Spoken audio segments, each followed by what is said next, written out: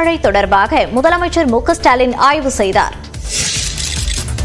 அரசின் முன்னெச்சரிக்கை நடவடிக்கை காரணமாக சென்னையில் புயல் பாதிப்பால் பெரிய அளவில் எந்த பாதிப்பும் ஏற்படவில்லை என்று முதலமைச்சர் மு க ஸ்டாலின் தெரிவித்தார். பெஞ்சல் புயல் பாதிப்பு குறித்து சென்னை எழிலகத்தில் உள்ள மாநில பேரிடர் கட்டுப்பாட்டு மையத்தில் முதலமைச்சர் மு க ஸ்டாலின் ஆய்வு மேற்கொண்டார்.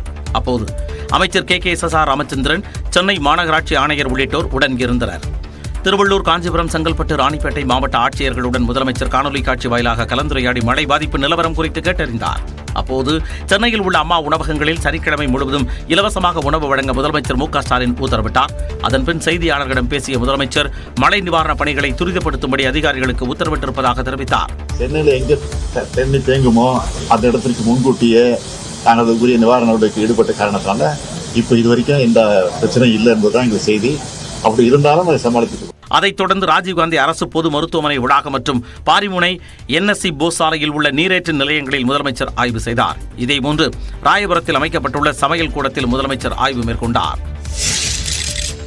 சென்னை மாநகராட்சி அலுவலகத்தில் உள்ள கட்டுப்பாட்டு அறையில் ஆய்வு மேற்கொண்ட துணை முதலமைச்சர் உதயநிதி கள நிலவரங்களை அதிகாரிகளிடம் கேட்டறிந்தார். பின்னர் செய்தியாளர்களிடம் பேசிய அவர், தாழ்வான பகுதிகளில் வசித்த 193 பேர் அழைத்து வரப்பட்டு 8 நிவாரண முகாம்களில் தங்க வைக்கப்பட்டுள்ளதாகவும் 2,32,000 பேருக்கு உணவு வழங்கப்பட்டுள்ளதாகவும் கூறினார்.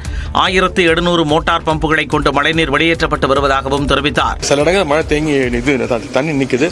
ஒரு அரை மணி நேரம் 1 மணி நேரம் நின்றுச்சுன்னா கண்டிப்பாக அதுவும் ட்ரெயின் ஆகிடும். சென்னையில் வால்டாக் சாலை, கல்யாணபுரம், பக்கிங்ஹாம் கால்வாயில் மேற்கொள்ளப்பட்டுள்ள தூர்வாரும் பணிகளால் தண்ணீர் வெளியேறுவதை துணை முதலமைச்சர் உதயநிதி ஸ்டாலின் நேரில் ஆய்வு செய்தார்.